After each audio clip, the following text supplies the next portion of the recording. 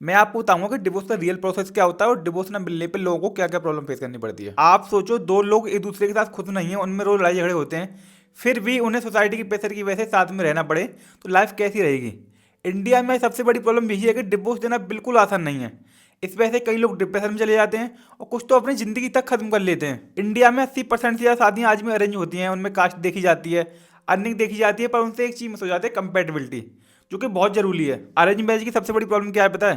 कि पार्टनर एक दूसरे को प्रॉपर्ली समझ ही नहीं पाते।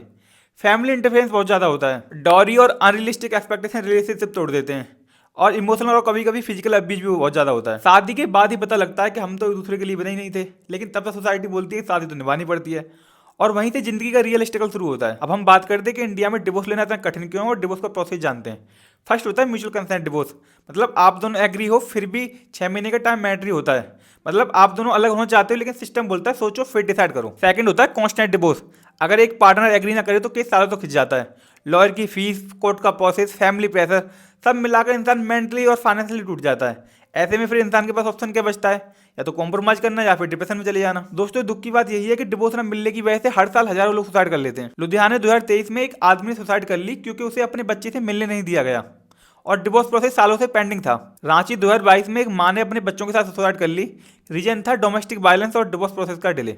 सोचो दोस्तों, डिवोर्स एक लीगल राइट्स है, लेकिन अगर वो पनिशमेंट बन जाए तो जिंदगी का क्या मतलब रह जाता है। अब सवाल ये है कि सॉल्यूशन क्या है?